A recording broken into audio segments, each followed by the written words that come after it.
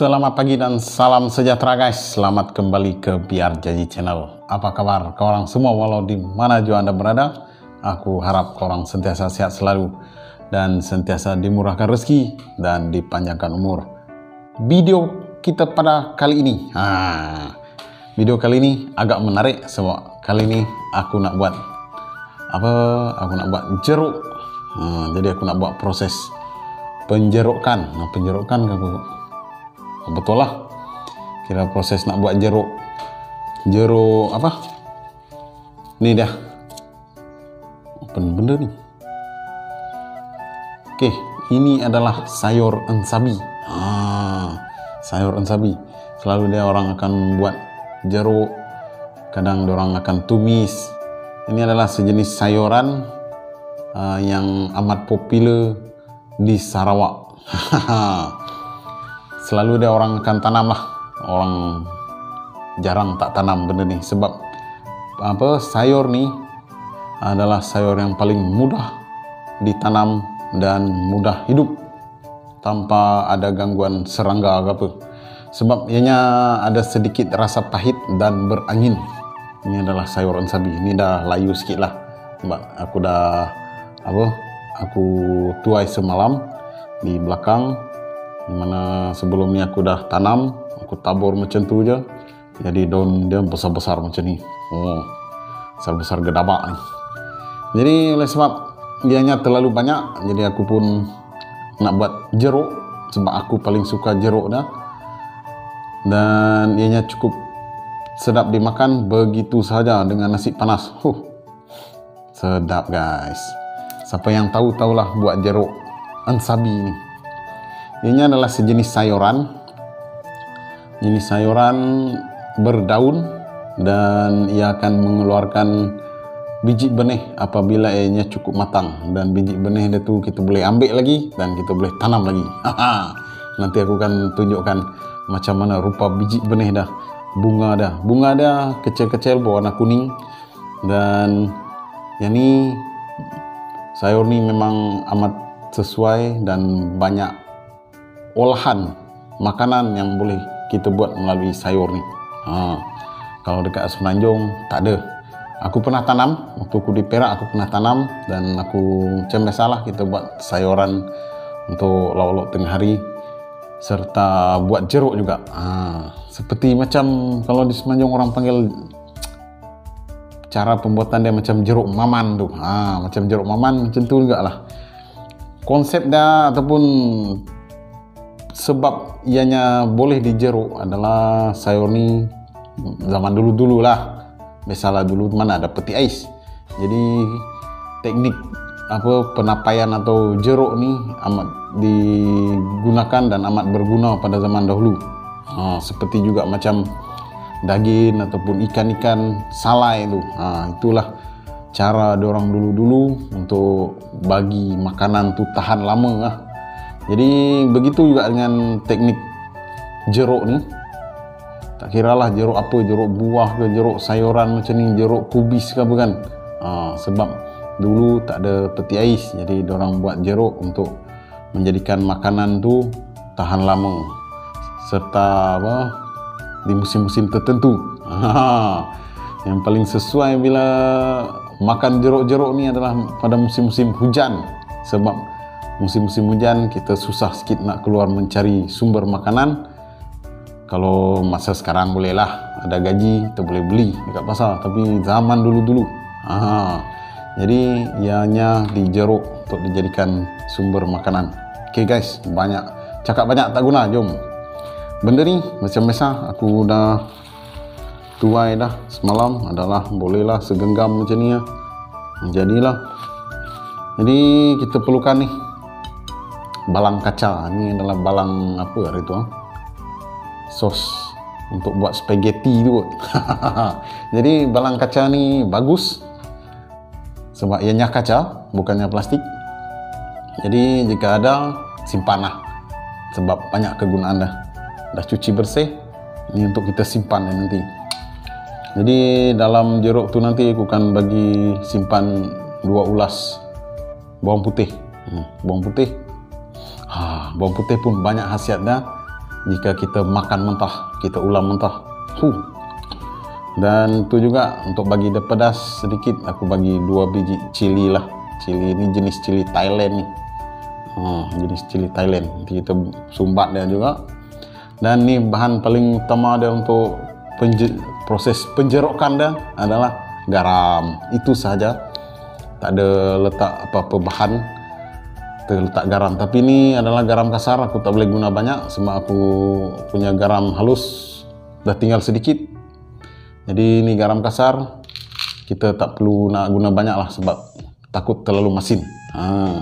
Kita bagi ala kadar saja. Okay guys, let's go, kita buat prosesnya. Proses yang simple tapi nikmatnya lain macam. Let's go. Okay guys, proses dia mudah saja. Belum tu kita, kalau boleh kita ramas-ramas dulu bagi dia lembut. Bagi dia lembut, kita masukkan garam dalam 1 sudu cukup.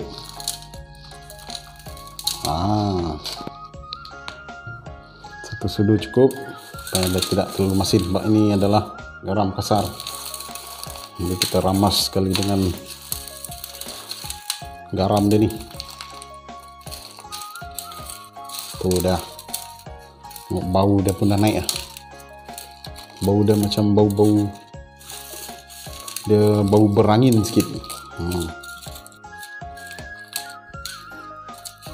Tangan dah cuci, jangan kecam pula sebab tak pakai glove. Ini untuk aku makan sendiri, tak ada hal. Nah, dia akan jadi macam ni. Tuh.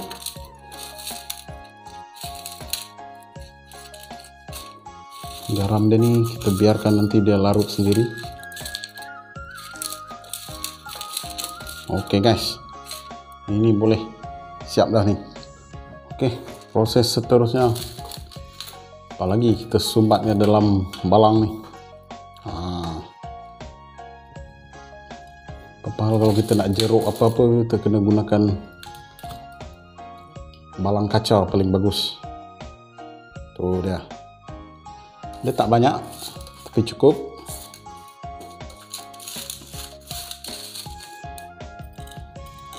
Oke.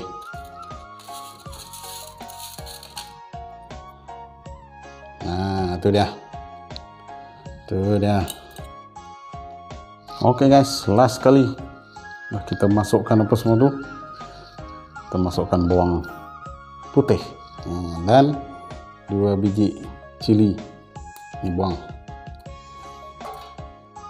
Itu dia. Tutup. Tutup dengan erat. Siap kita punya jeruk ensabi. Itu dia. Dia akan jadi warna ke apa, coklatan kan nanti. Dia warna coklat sikit nanti. Dah boleh dimakan lah. Oke guys, siap. Oke guys, itulah serba sedikit proses pembuatan jeruk ensabi. Ini dia. Walaupun dia tak banyak tapi cukup lah. Nanti ada masa ada biji benih dia lagi, nanti kita akan tanam lagi. Sebab cara penanaman dia memang cukup mudah lah. Pokok ensabi ni, sayur ensabi, ianya cuma kita perlu tabur saja.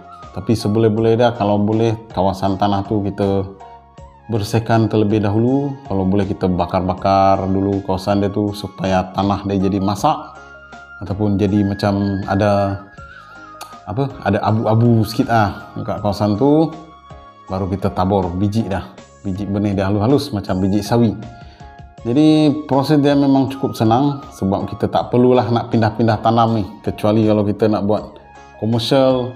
Kalau kita nak jual di luar untuk menjadikan dia besar-besar, daun dia besar-besar macam yang saya tunjuk tadi tu, itu sebab saya sudah pindah tanam. Saya ambil lah dalam 2-3 pokok ataupun dalam belah-belah pokok tu saya asingkan ataupun saya jarakkan penanaman dia, baru dia akan menjadi macam tu seperti yang pertama tadi, daun dia besar-besar. Jika kita tak jarakkan, ia akan membesar juga tapi lambat dan daun dia tidak akan menjadi besar sebesar sebegitu tadi.